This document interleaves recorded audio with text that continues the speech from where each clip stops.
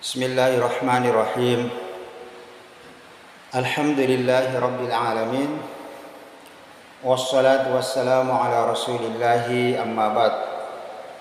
Baik ikhwan sekalian, alhamdulillah pada kesempatan yang baik ini di sini kita akan kembali melanjutkan pembacaan kitab Al-Fiqhu Al-Muyassar fi Dhawil Kitabi wa Sunnah. Kita sudah masuk pada Al-Mas'alatus Sabi'ah, permasalahan yang ketujuh. Mubtilatuha, perkara-perkara yang membatalkan sholat. Inilah yang kita akan bahas pada pertemuan kali ini, yaitu permasalahan yang ketujuh yang hubungannya dengan perkara-perkara yang membatalkan sholat. Kata muallif, penulis di sini ikhwan sekalian, jamaah sekalian, kata beliau, yubtilus sholata umurun, pembatal-pembatal di dalam sholat itu ada beberapa perkara. Nujmiluha fi ma yati, dan kami akan meringkasnya sebagai berikut. Ya. Ada beberapa poin yang akan disebutkan. Poin yang pertama kata penulis di sini, yubtilus salata ma yubtilut taharah. Batal salat seseorang ma yubtilut taharah. Apa-apa yang membatalkan taharah. Artinya kalau taharah seseorang batal, maka otomatis batal pula sholatnya. Kita berikan contoh seperti ini kawan sekalian. Misalnya seseorang ketika dia sholat, tiba-tiba misalnya dia buang angin. Maka orang yang buang angin ini dia berada dalam kondisi berhadas kecil. Sementara hadas kecil ini adalah salah satu penyebab batalnya wudhu seseorang. Ya. Karena wudhunya batal, maka otomatis sholatnya juga menjadi batal. Sehingga yang wajib bagi dia adalah dia wajib kembali berwudu ya, untuk mengangkat hadas kecil tadi yang ada pada dirinya ya. Setelah hadasnya telah terangkat dengan berwudu, maka dia telah kembali suci dan boleh dia kembali mengulang dari sholatnya. Gitu ya ikhwan sekalian. Lianna taharatu syaratun li sihhatiha, sebab tahara itu adalah merupakan syarat sahnya salat ya. Taharah adalah merupakan syarat sahnya salat. Kita sudah jelaskan sebelumnya, Nabi SAW bersabda, innallaha la yaqbalu salat ahadakum iza ahdasa hatta yatawadda. Semuanya Allah tidak menerima salat salah seorang di antara kalian iza ahdasa, apabila dia berhadas, baik dia berhadas kecil maupun dia berhadas besar, hatta yatawadda, sampai dia berwudu. Kalau itu adalah merupakan hadas yang kecil. Kalau hadas yang besar adalah hatta yaghtasil, sampai dia mandi. Ya, ini ikhwan sekalian. Fa iza batalatit taharatu, sehingga apabila jika batal taharah, kesucian seseorang, batalatis shalah, maka batal pula salatnya. Ini ya ikhwan sekalian. Kemudian yang kedua, poin yang kedua yang disebutkan oleh muallif di sini, penulis di sini, yaitu ad-dhahiku bisautin, tertawa dengan mengeluarkan suara. Ini membatalkan salat. Wa huwal qahqaha, yaitu tertawa dengan qahqaha, dengan terbahak-bahak ya, dengan suara. Fa innahu yubtiluha bil ijma', maka jemaah sekalian, ikhwan sekalian, kata penulis di sini, fa innahu, maka itu yubtiluha, membatalkan salat seseorang, bil ijma', dengan ijma', kesepakatan para ulama. Li'annahu kal kalam, karena tertawa dengan mengeluarkan suara, tertawa dengan terbahak-bahak, li'annahu kal kalam, itu sama seperti seseorang berbicara. Sama dia statusnya dengan berbicara di dalam salat. Bal asyadduh, bahkan dia lebih dari hanya sekedar berbicara. Lima fi zalika minal istighfar, karena hal yang demikian ini orang yang menganggap remeh salat ya. Menganggap remeh salat. Wat tala'abu, dan dia bermain-main dengan salatnya. Dia menganggap remeh salat, dia bermain-main dengan salat. Al munafilil maqsudi lis salat, ini akan menghilangkan daripada maksud, hakikat tujuan dari pelaksanaan sholat itu. Ikhwan sekalian, kita harus sadar ya bahwa kita ini ketika sedang sholat, ya, maka kita sedang berdiri di hadapan Allah Subhanahu wa Ta'ala. Maka apakah pantas seseorang yang berdiri di hadapan Allah Subhanahu wa Ta'ala kemudian melakukan hal-hal yang seperti ini? Ya, tentu tidak ya, tidak pantas ikhwan sekalian. Maka membatalkan sholatnya. Amma tabassamu bila qahqahatin, adapun kalau seseorang hanya sekedar tersenyum bila qahqahatin tanpa disertai dengan qahqah, dengan suara, mungkin ada sesuatu yang dia lihat, dia tidak tahan untuk menahan sehingga dia tersenyum, maka hal ini tidak mengapa selama tidak sampai mengeluarkan suara. Fa innahu la yubtiluha, kalau yang demikian itu tidak membatalkan salatnya. Kama naqalahu Ibnu Munzir wa ghairihi, sebagaimana yang diucapkan oleh Imam Ibnu Munzir atau pendapat dari Imam Ibnu Munzir wa ghairihi, dan yang selainnya. Ini poin yang kedua.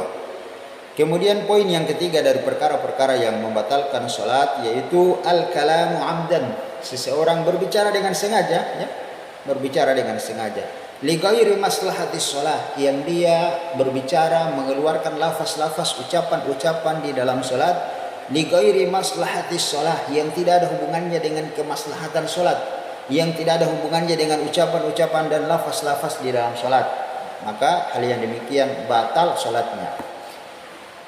Fa'an Zaid ibnu Arqam, maka di sini penulis membawakan satu hadis dari Zaid ibnu Arqam radhiyallahu anhu, seorang sahabat Nabi sallallahu alaihi wasallam. Qala, Zaid bin Arqam berkata, kunna natakallamu fi sholati, dulu kami berbicara di dalam salat ya. Yukallimu ar-rajulu minna sahibahu, seseorang di dalam salat dia berbicara dengan sahabatnya ya. Wa huwa ila janbihi fi shalah, ya, sahabatnya ini berada di sampingnya ketika sholat. Jadi sambil sholat mereka berbicara, ngobrol ya. Gimana kabar? Hari ini kamu kerja apa saja? Hari ini kamu dari mana? Atau ada orang yang bersin, dia ucapkan alhamdulillah, kemudian orang semua menjawab yarhamkallah. Atau dia sementara sholat ada orang yang lewat, dia mengucapkan salam assalamualaikum, kemudian dia jawab waalaikumsalam. Hal-hal yang seperti ini kata Zaid bin Arqam dulu diperbolehkan, itu tidak menjadi masalah, berbicara di dalam salat. Kunna natakallamu fi salat, kami dulu berbicara di dalam salat. Yukallimur rajulu minna sahibahu, orang di sampingnya berbicara, dialog, ngobrol dengan kawan yang ada di sampingnya. Wa huwa ala janbihi, yaitu ada di sampingnya, fi sholati, ketika di dalam salat. Hatta nazalat, sampai turun firman Allah Subhanahu wa Ta'ala di dalam Al-Qur'an. Wa qumu lillahi qanitin, dan berdirilah kalian kepada Allah dengan qanit. Di antara mana al-qanit adalah merupakan diam, tidak berbicara, seseorang berdiri khusyuk di hadapan Allah Subhanahu wa Ta'ala. Maka kata Zaid ibnu Arqam di sini mengatakan, fa umirna bisukut, maka kami pun diperintahkan untuk sukut, untuk diam. Wa nuhina 'anil kalam, dan kami dilarang untuk tidak boleh berbicara. Jadi setelah turun ayat ini kata Zaid bin Arqam, fa umirna bisukut, kami diperintahkan untuk diam, tidak boleh lagi berbicara di dalam salat. Wa nuhina 'anil kalam, dan kami dilarang tidak boleh berbicara di dalam salat. Fa in takallama jahilan, adapun jika seseorang berbicara karena dia jahil, dia bodoh ya, bahwa kalau berbicara di dalam salat dia tidak tahu bahwa itu perkara yang membatalkan salat. Ini ada riwayatnya ya, kisahnya, tapi saya tidak ceritakan di sini ya. Ada seorang ya yang dia ketika itu berbicara di dalam salat, ya pada saat itu dia tidak tahu ya. Maka hal seperti itu tidak membatalkan sholatnya. Dalam riwayat tersebut Nabi memarahinya tapi tidak mengulanginya, tidak menyuruh dia untuk mengulang sholatnya. Insyaallah nanti di kitab Umdatul Ahkam kita akan bahas ini ya. Au nasian, atau dia berbicara karena dia lupa bahwa dia ini sedang sholat. la tubtilus salat. Kalau hal yang demikian ini tidak membatalkan salatnya. Sebetulnya di hal ini juga ada hal-hal yang perlu kita rinci ya, namun kita teruskan saja, insya Allah ada waktu kita akan membahasnya secara menyeluruh ya, membahasnya secara menyeluruh. Kemudian kita masuk pada poin yang keempat dari perkara-perkara yang membatalkan sholat, yaitu mururul mar'atul baligah, lewatnya seorang wanita yang telah dewasa, awil himari atau keledai, awil kalbil aswadi, awil kalbil aswadi atau anjing yang berwarna hitam, baina yadayil musalli, di depan orang yang sholat, duna maudhi'is sujudi, yang dekat dengan tempat sujudnya ya. Jadi wanita yang balik, keledai, anjing yang berwarna hitam lewat di depan orang yang sholat dekat tempat sujudnya, maka membatalkan sholatnya, batal sholat orang tersebut. Meskipun ini berlaku umum, nanti kita akan jelaskan ya ikhwan sekalian. Kita bacakan terus. Liqaulihi sallallahu alaihi wasallam, hal ini berdasarkan sabda Nabi sallallahu alaihi wasallam, idza qama ahadakum yusalli, apabila salah seorang di antara kalian berdiri melaksanakan salat, fa innahu yasturuhu, maka hendaknya dia menggunakan sutra. Yasturuhu, pembatas di dalam salat. Idza kana baina yadayhi mithlu akhiratur rahal, yaitu jika apabila dia letakkan di hadapannya itu mithlu akhiratur rahal, seperti akhiratur rahal, pelanah bagi kendaraan. Ini akhiratur rahal artinya pelanah bagi kendaraan. Fa idza lam yakun baina yadayhi mithlu akhiratur rahal, sehingga apabila di hadapannya itu tidak ada mithlu akhiratur rahal, sesuatu yang dia letakkan seperti pelanah bagi kuda ya, kalau dia tidak letakkan hal tersebut, fa innahu yaqta'us salatal himaru, maka batal salatnya ya. As-salatu al-himaru, keledai, wal mar'atu, seorang wanita, wal kalbul aswadi, dan anjing hitam apabila lewat di hadapannya ya. Ini ikhwan sekalian. Warrahlu, kemudian dijelaskan apa itu ar-rahal. Ar-rahal adalah wa ma yarkabu alaihi 'alal ibil, yaitu sesuatu yang diletakkan di atas unta ya, diletakkan di atas unta yang biasa dijadikan sebagai tempat duduk atau tempat bersandar ya. Kalau seorang mengendarai unta kan dia punya tempat duduk, itu yang disebut dengan ar-rahal. Atau wa huwa kasarji lil faras, atau dia juga seperti kasarji lil faras, pelanah bagi al-faras, bagi kuda ya, pelanah bagi kuda. Maka di sini dijelaskan wa muakhiratur rahal, dan pelanah bagi kendaraan ini miqdaruha, batasan yang diperbolehkan untuk digunakan itu zira'an, satu hasta, ada yang mengatakan satu siku ya, satu zira'an, satu hasta, satu siku. Fayakunu hadzal miqdar huwal mujzi'u fi sitra, dan inilah batasan yang tingginya yang boleh digunakan untuk sutra, itu batasan yang paling minimal itu adalah setinggi satu siku yang boleh digunakan. Kurang dari itu tidak boleh ya, kurang dari itu tidak boleh. Maka ikhwan sekalian, di poin yang keempat ini ya, ada beberapa perkara yang ingin dijelaskan oleh penulis di sini. Yang pertama, wajibnya seseorang menggunakan sutra, pembatas, ketika dia sholat ya, khususnya ketika dia sholat sebagai imam atau dia sholat sendirian ya. Adapun makmum itu dia mengikut kepada sutra imam ya. Sehingga apabila ada seseorang yang lewat di hadapan imam, maka batal sholatnya imam tersebut kalau dia tidak menggunakan sutra atau pembatas. Begitupun ketika dia sholat sendirian, misalnya dia sholat di tengah-tengah masjid, di situ tidak ada pembatas, maka ketika ada orang lewat di depannya, maka batal sholatnya, batal sholatnya.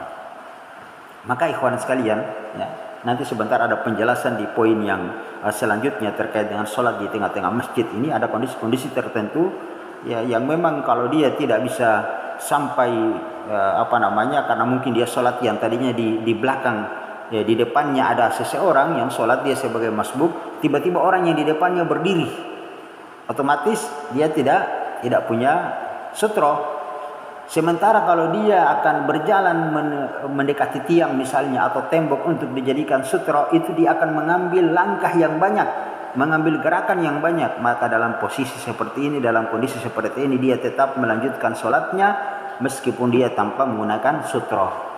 Ya, tapi kalau misalnya dia tadinya kebetulan dia sholat sendirian, maka yang wajib bagi dia menggunakan sutra atau pembatas. Kemudian poin yang kedua yang ingin dijelaskan oleh muallif di sini, bahwa haram hukumnya lewat di depan orang yang sholat. Ya, haram hukumnya lewat di depan orang yang sholat ketika dia tidak menggunakan sutra. Sehingga kalau dia misalnya menggunakan sutra, maka antara sutra dan orang yang sholat kita tidak boleh lewat di depan orang tersebut. Sehingga bagi orang yang sholat, kalau ada orang yang sengaja lewat antara dia dan sutra, maka dia mencegahnya. Meskipun kalau dia harus mencegahnya dengan pedang, dia harus melakukan hal tersebut. Karena kerasnya peringatan ini dari Nabi Sallallahu Alaihi Wasallam. Ini ya ikhwan sekalian, wajib menggunakan sutra di dalam sholat. Haram, tidak boleh kita lewat di depan orang yang sholat ketika dia sudah memasang sutra. Maka ketika kita di masjid, kita sholat sendirian, kalau tidak ada sutra, maka kita sholat di dekat dengan tembok kita jadikan sebagai sutra di depan kita, ataupun kita sholat dekat tiang, kemudian tiang itu kita jadikan sutra pembatas kita. Nah, ini hal-hal yang seperti ini ya, yang kalau di masjid-masjid memang tidak disiapkan khusus segala sesuatu yang bisa kita jadikan sebagai sutra atau pembatas. Poin yang keempat. Sekarang kita lanjut pada poin yang kelima dari perkara-perkara yang membatalkan sholat. Nanti sebentar kalau tidak ada yang dimengerti, bisa ditanyakan ya ikhwan sekalian. Yang kelima yaitu kashful aurati amdan, sengaja membuka auratnya. Ya, dia sengaja melepaskan bajunya misalnya. Dia sengaja melepaskan sarungnya sampai kelihatan daripada auratnya, dia telanjang. Nah, ini batal salatnya ya. Lima taqaddama fi syurut, kita sudah jelaskan sebagaimana sebelumnya pada syarat-syarat yang berhubungan dengan syarat-syarat salat. Di antara syarat sahnya salat adalah menutup aurat. Menutup aurat. Maka kalau misalnya seseorang dia salat dan terbuka auratnya tidak sengaja, seperti tiba-tiba dia sedang sholat, angin bertiup dengan kencang sehingga sarungnya misalnya tersingkap, terangkat sampai kelihatan auratnya, dan dia segera menutupnya, maka hal yang seperti ini tidak membatalkan sholatnya. Namun kalau sarungnya tersingkap secara terus-menerus dan dia tidak mampu menutupinya, maka batal sholatnya. Ini ya ikhwan sekalian. Kita lanjut pada poin yang ke-6, perkara-perkara yang membatalkan sholat, yaitu istidbarul kiblati, sengaja sholat membelakangi kiblat. Dia sholatnya sengaja tidak menghadap kiblat. Lianna istiqbaluha, sebab sholat menghadap ke arah kiblat itu adalah syartun lisihhatis sholat, di antara syarat dari syarat-syarat sahnya sholat. Ya. Ini ya, padahal dia mampu menghadap kiblat, tidak ada uzur bagi dia, ya. Maka kalau dia sengaja sholat tidak menghadap kiblat, maka sholatnya batal, tidak sah. Maka ikhwan sekalian, terkait dengan menghadap kiblat ini ada dua keadaan. Ada dua keadaan di sini. Keadaan yang pertama, seseorang yang sholat, dia sholatnya langsung melihat ainul Ka'bah, dia langsung melihat Ka'bah. Seperti seseorang yang sholat di Masjidil Haram. Dia sholat di Masjidil Haram yang dimana di situ dia sholatnya dia langsung melihat Ka'bah. Maka yang wajib bagi dia adalah dia sholat harus menghadap tepat ke arah Ka'bah. Sholat tepat menghadap ke arah Ka'bah. Allah Subhanahu Wa Taala berfirman di dalam Al-Quran, "Fawalli wajhaka syatral Masjidil Haram." Ini jelas ayatnya. Maka hadapkanlah wajahmu tepat di Ka'bah atau di Masjidil Haram kalau salatnya di Masjidil Haram. Keadaan yang kedua yaitu seseorang salat dia tidak langsung melihat Ka'bah. Mungkin dia berada di sebuah negeri yang sangat jauh seperti kita di Indonesia ini, otomatis kita tidak langsung bisa melihat ainul Ka'bah, tidak bisa langsung melihat Ka'bah. Maka dalam kondisi yang seperti ini kita sholat adalah dengan cara sholat dengan mengarah ke jihatul maghrib, menghadap ke arah barat. Itu yang kita lakukan, jihatul maghrib, menghadap ke arah barat. Ya. Jadi tertimbul kemudian ikhwan sekalian permasalahan. Ya, timbul kemudian permasalahan. Bagaimana dengan masjid-masjid ya yang sudah terlanjur dibangun? Sudah terlanjur dibangun. Namun setelah itu, setelah kita misalnya pasangkan aplikasi, kan sekarang ini banyak aplikasi-aplikasi di internet, di Play Store dan seterusnya ini, aplikasi-aplikasi penunjuk arah kiblat. Namun ternyata setelah masjid tersebut kita dudukkan aplikasi penunjuk arah kiblat tersebut, ternyata dia menyimpang dari arah kiblat 3 derajat, 5 derajat, 10 derajat, bahkan 30 derajat. Jauh sekali dia menyimpang dari arah kiblat. Maka bagaimana status masjid yang seperti ini? Apakah harus dia dibongkar, kemudian dibetulkan arah kiblatnya, ataukah kita tetap sholat? Maka lembaga Al-Lajnah Ad-Daimah pernah ditanya terkait dengan hal ini. Begitupun Syekh Muhammad bin Shalih Al-Utsaimin rahimahullah pernah ditanya terkait dengan hal yang seperti ini. Maka kata beliau, kata mereka berkata bahwa selama dia sholat tidak keluar dari arah kiblat, tidak keluar dari arah barat, ya, bainal masyriqi wal maghrib kiblat, kata Nabi sallallahu alaihi wasallam, antara timur dan barat itulah kiblat. Ya, antara timur dan barat itulah kiblat. Berarti arah kiblatnya adalah arah selatan. Dan ini berlaku untuk penduduk Madinah. Karena satu negara, satu negeri berbeda keadaannya dengan negeri yang lainnya. Seperti di Yaman. Yaman itu kalau mereka sholat, arah kiblat mereka adalah arah utara. Kalau Madinah arah selatan. Kalau kita Indonesia adalah merupakan arah barat. Maka antara selatan dan utara itulah kiblat. Sehingga seseorang selama dia masih menghadap ke arah barat, meskipun dia melenceng 3 derajat, 5 derajat, 10 bahkan 30 derajat, selama tidak mengeluarkan dia dari arah barat sampai dia menghadap ke arah utara atau menghadap ke arah selatan, maka sholatnya sah. Tidaklah mengapa selama dia tidak keluar dari arah barat sampai dia menghadap ke arah selatan atau sampai dia menghadap ke arah utara. Ini ya ikhwan sekalian, yang tentunya lebih utama kalau seseorang sholat dia menghadap ke arah kiblat, itu tentu lebih utama. Apalagi sekarang ini sudah banyak aplikasi-aplikasi yang bisa kita gunakan untuk menunjukkan hal tersebut. Namun kalau misalnya di sebuah masjid mereka terlanjur dengan sholat dengan keadaan seperti itu, maka kita sholat ya menyesuaikan dengan kaum muslimin tanpa kita harus memberat-beratkan dalam masalah ini selama dia masih mengarah ke arah Ka'bah. Fattaqullaha mastata'tum. Ini ya ikhwan sekalian. Kita lanjut pada poin yang ke 7 ya. Ittisalun najasati bil musalli, ya. Adanya najis ketika dia melaksanakan sholat. Jadi ketika dia sholat ada najis, ya.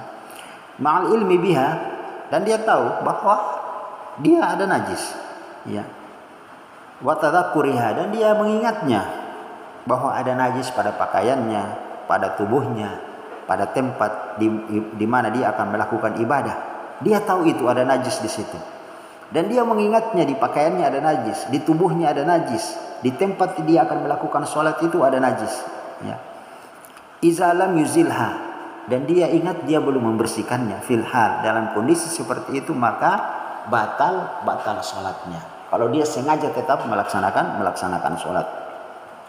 Adapun misalnya seseorang dia selesai sholat, ya, dia sudah selesai sholat baru ternyata baru dia sadar ternyata di pakaiannya ada najis, ya, pakaiannya ada najis atau di tubuhnya ada najis, dan dia mengetahuinya setelah dia melaksanakan sholat, maka dalam kondisi seperti ini sholatnya tetap sah dan tidak perlu dia harus mengulang sholatnya. Ini ya ikhwan sekalian. Kemudian kita lanjut pada poin yang ke-8. Tarku ruknin min arkaniha aw syartun min syurutiha. Aw syartin min syurutiha. Meninggalkan rukun dari rukun-rukun salat. Meninggalkan salah satu rukun dari rukun-rukun salat. Tarku ruknin min arkaniha. Seperti sengaja tidak membaca surah Al-Fatihah, atau sengaja dia tidak bertakbiratul ihram, mengucapkan Allahu Akbar sebelum dia melaksanakan, ketika dia membuka salatnya dengan takbiratul ihram, maka salatnya tidak sah. Dia wajib mengulang salatnya karena meninggalkan daripada rukun. Au syartun min syurutiha, atau dari syarat di antara syarat-syarat salat. Kita sudah jelaskan ya, di antara syarat-syarat salat seperti berdiri untuk salat wajib itu adalah di antara syarat dari syarat salat. Kalau dia mampu ya, kalau dia mampu berdiri itu menjadi syarat bagi dia. Sehingga kalau dia mampu berdiri terus dia sengaja salatnya duduk, maka salatnya tidak sah. Amdan, dengan sengaja, biduni uzrin, tanpa dengan uzur. Jadi dia meninggalkan syarat tanpa dengan uzur. Ini kita sudah jelaskanlah sebelumnya ya, pada syarat-syarat sahnya salat. Kemudian yang ke-9, al-amalu katsir min ghairi jinsiha li ghairi daruratin. Melakukan gerakan-gerakan yang banyak, min ghairi jinsiha li ghairi daruratin, yang bukan daripada gerakan jenis dari gerakan-gerakan salat. Melakukan gerakan-gerakan yang di luar daripada gerakan-gerakan salat, dan dia lakukan itu dengan gerakan yang sangat banyak, li ghairi daruratin, tanpa ada sifatnya daruriyah. Seperti seseorang yang sifat daruriyah itu seperti dia salat dalam kondisi salat khauf, dalam kondisi sedang terjadi peperangan, dia salat di atas kendaraannya sambil kendaraannya berlari dengan kencang, atau dia salat sambil dia berjalan berlari. Ini namanya dalam kondisi salatul khauf. Atau dia salat tiba-tiba terjadi gempa bumi, maka dia salat sambil berlari, itu diperbolehkan. Itu namanya sifat daruriyah. Tapi kalau dia melakukan perbuatan-perbuatan yang tidak ada sifatnya daruriyah, dan itu dia mengambil gerakan yang banyak, maka membatalkan salatnya. Kalau seseorang melihat dia bahwa dia ini seakan-akan tidak lagi melaksanakan salat, maka itulah yang membatalkan salatnya. Seperti dia yang tadi kita sebutkan, seseorang dia salat di tengah-tengah masjid ya, tiba-tiba orang yang di depannya yang dia jadikan sutra sebagai pembatas, tiba-tiba dia berdiri, terus dia melangkah dari tengah-tengah masjid menuju ke depan, dia mengambil langkah mungkin sampai 10-20 langkah, maka yang seperti ini membatalkan salatnya. Adapun kalau dia melangkah 1-2 langkah, 3 langkah untuk mendekati tiang atau tembok misalnya yang memungkinkan untuk hal itu, maka itu tidak membatalkan salatnya, karena itu dari bentuk gerakan-gerakan yang ringan. Begitupun ketika seseorang dia menggaruk ya 1 kali, 2 kali, 3 kali dan seterusnya ya, maka itu diperbolehkan. Itu namanya gerakan-gerakan yang ringan. Adapun gerakan-gerakan yang disebut membatalkan sholat juga seperti misalnya dia menggaruk mulai dari rakaat pertama, dia ruku dia menggaruk, dia sujud dia menggaruk, terus dia melakukan gerakan-gerakan yang sia-sia. Dia membetulkan pakaiannya, setiap gerakan-gerakan ruku, maka ini membatalkan sholat karena sudah terlalu banyak melakukan gerakan. Adapun menggaruk yang sifatnya tidak istimroriyah, tidak terus menerus, maka itu adalah hukumnya boleh. Ini ya ikhwan sekalian. Kemudian yang ke-10 yaitu al-istinadu li ghairi uzrin, bersandar ya. Bersandar maksudnya ketika seseorang sholat wajib dia bersandar ya, li ghairi uzrin, tanpa ada uzur ya. Ini berlaku untuk sholat wajib, karena sholat sunat, namanya sholat sunat, berdiri dalam sholat itu bukan rukun ya. Li'annal qiyamah, sebab berdiri untuk sholat wajib itu adalah merupakan syartun li sihhatiha, di antara syarat dari syarat-syarat sahnya sholat. Nah, bersandar ini ada 2 keadaan. Yang pertama, seseorang bersandar jika sandaran tersebut dilepas, maka dia akan jatuh. Ya, jika sandaran tersebut dilepas, maka dia akan jatuh. Maka batal sholatnya. Bersandar ya model seperti ini. Karena otomatis dia tidak berdiri namanya. Ini namanya bukan berdiri, tapi bersandar. Sementara di antara syarat sahnya sholat adalah seseorang berdiri di atas kedua kakinya. Yang kedua, dia bersandar. Jika sandaran tersebut kalau dilepas tidak jatuh dia, tidak menyebabkan dia jatuh, maka yang seperti ini tidak batal sholatnya, tapi dia telah melakukan perkara-perkara yang dimakruhkan di dalam sholat. Nanti setelah pembahasan ini kita akan bahas perkara-perkara yang dimakruhkan di dalam sholat. Ini ya poin yang ke-10. Kemudian poin yang ke-11, ta'ammudu ziyadatu ruknin fi'liyun ka ziyadatu fir ruku'i was sujudi li'annahu yukhillu bihayatiha fatubtilu ijma'an. Yaitu ta'ammudu, dia sengaja, ziyadatu ruknin, menambah rukun, fi'liyun, rukun yang berkaitan dengan fi'liyun, perbuatan. Ka ziyadati, seperti dia menambah fir ruku'i, di dalam ruku, misalnya dia ruku sampai 2 kali, ya, dia sengaja ruku dua kali. Was sujudi, dia sengaja sujud 3 kali, ya, maka yang seperti ini batal sholatnya. Li'annahu yukhillu bihayatiha, karena itu mengurangi daripada bihayatiha, kesempurnaan sholat. Fatubtilu ijma'an, dan batal sholatnya berdasarkan ijma', kesepakatan para ulama. Kemudian yang ke-12, ta'ammudu taqdimu ba'dil arkani ala ba'di, mendahulukan, ya, sebagian rukun dari sebagian rukun yang lainnya. Misalnya dia sujud dulu baru kemudian dia ruku, ya, dan seterusnya. Pokoknya dia acak, dia tidak melakukan sholat secara berurutan. Li'anna tartibaha ruknan, karena tartib melaksanakan sholat secara berurutan itu adalah diantara dari rukun-rukun di dalam sholat. Ini kita sudah jelaskan juga sebelumnya, kama taqaddama, sebagaimana yang sudah kita jelaskan sebelumnya, ya. Jadi tartib melakukan sholat berurutan dari satu rukun ke rukun yang lainnya itu adalah diantara rukun-rukun di dalam sholat, ya. Yang ke-13, ta'ammudus salamu qabla itmamiha, dia sengaja dia salam sebelum dia menyempurnakan sholatnya. Misalnya dia sholat isya 4 rakaat, kemudian dia sengaja salam di rakaat yang ketiga, maka tidak sah sholatnya. Yang wajib bagi dia menambah 1 rakaat. Yang wajib bagi dia menambah 1 rakaat. Tapi kalau dia sengaja memang melakukannya itu batal sholatnya, tidak sah. Tapi kalau dia sengaja disebabkan karena dia lupa, maka dia berdiri kembali untuk menambah satu rakaat. Karena apa? Dia melakukan salat sebelum dia menyempurnakan daripada dia melakukan salam sebelum dia menyempurnakan daripada rakaat di dalam salatnya. Yang ke-14, ta'ammudu ihalatul ma'na fi qira'atin ayu qira'atil Fatihah, yaitu sengaja merubah makna ketika dia membaca, yaitu ayu qira'atil Fatihah, yaitu membaca surah Al-Fatihah. Li'annaha ruknan, karena membaca surah Al-Fatihah itu diantara rukun dari rukun-rukun salat, ya. Maka ikhwan sekalian, ya, ini kita saat ini diperhadapkan dengan imam-imam, ya, imam-imam masjid yang diangkat dengan bacaan terkadang na'udzubillah, ya, bacaan mereka ini luar biasa, ya, jauh, la yuhsinu qira'atul Fatihah. Mereka ini tidak pandai dalam membaca surah Al-Fatihah. Terkadang sampai merubah makna daripada bacaan surah Al-Fatihah. Maka ada 2 keadaan, ada 2 kondisi, ya. Imam ketika dia membaca surah Al-Fatihah, contohnya misalnya dia terjadi perubahan makna, saya berikan contoh dulu, seperti membaca iyyaka dan iyyaka. Itu jelas beda jauh maknanya, artinya iyyaka itu tahzir, peringatan, sementara iyyaka hanya kepadamu, iyyaka na'budu wa iyyaka nasta'in, hanya kepadamu kami menyembah, wa iyyaka nasta'in, hanya kepadamu kami memohon pertolongan. Adapun kalau dia membaca iyyaka na'budu wa iyyaka nasta'in, maka ini salah, berubah maknanya, ya.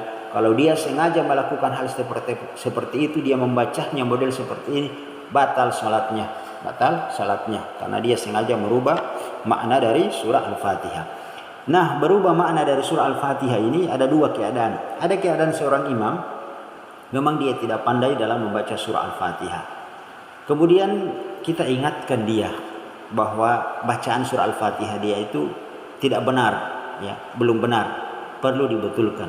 Kemudian dia menerima saran tersebut dan dia berupaya memperbaiki daripada bacaannya. Maka kita diperbolehkan sholat di belakang imam yang seperti ini. Kita diperbolehkan sholat di belakang imam yang seperti ini. Keadaan yang kedua yaitu seorang imam, ya, dia salah dalam membaca surah Al-Fatihah. Kemudian kita mengingatkan dia bahwa bacaan surah Al-Fatihah dia ini belum benar, perlu diperbaiki. Tapi dia tidak mau menerima saran. bahkan dia menganggap benar bacaan dia, bahwa bacaan dia itu sudah benar padahal salah, maka imam yang seperti ini tidak boleh kita berimam di belakang dia. Cari imam yang lain. Kalau tidak ada imam yang lain, bentuk jamaah sendiri, sholat sendirian. Karena apa? Ini imam yang yang jahil, yang disebut dengan majhulul hal, orang yang sangat bodoh kuadrat, ya. Ini kebodohan yang sangat berat. Tidak mau menerima kebenaran dan saran. Kita lanjutkan poin yang terakhir, ya, yang 15 dari perkara-perkara yang membatalkan salat, yaitu faskhun niyati bitaraddudi bil faskhi, yaitu membatalkan niat dengan keraguan. Dia ragu ingin membatalkan niatnya atau tidak, ingin melanjutkan salatnya atau tidak, dia ragu, maka dalam kondisi ini batal salatnya meskipun dia ragu, ya. Bitaraddud, dengan keraguan, maka rusak dari niat tersebut. Dengan ragu saja dia ingin membatalkan niatnya, maka rusaklah niatnya, batal sholatnya, ya. Wabil azmi alaihi, begitupun kalau dia dengan azam yang kuat, ya, memang betul-betul dia ingin membatalkan sholatnya, ya, dia ingin membatalkan niatnya, maka batal pula sholat atau ibadah tersebut. Lianna istidamatun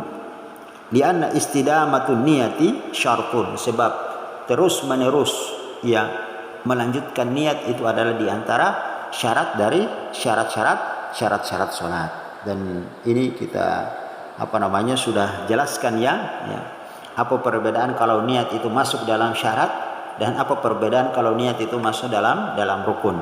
Ini kita sudah jelaskan, ya. Kalau dia masuk syarat, ya, berarti tidak melafazkan niat. Kalau masuk rukun, maka mereka melafazkan niat. Tentu kita sudah jelaskan mana dalil yang sahih, mana pendapat yang sahih. Kita sudah jelaskan pada pertemuan yang telah berlalu dari syarat-syarat dan rukun-rukun di dalam salat. Maka ikhwan sekalian, inilah 15 poin perkara-perkara yang membatalkan salat seseorang, ya. 15 poin perkara-perkara yang membatalkan salat seseorang. Selanjutnya kita akan masuk pada al-mas'alatus samina, permasalahan yang ke-8, yaitu ma yukrahu fis sholati, apa saja perkara-perkara yang dimakruhkan di dalam salat, dibenci untuk tidak boleh dilakukan di dalam salat. Dan ini insyaallah kita akan bahas pada pertemuan yang akan datang. Kita cukupkan sampai di sini. Subhanakallahumma wa bihamdika asyhadu an la ilaha illa anta astaghfiruka wa atubu ilaik. Assalamualaikum warahmatullahi wabarakatuh.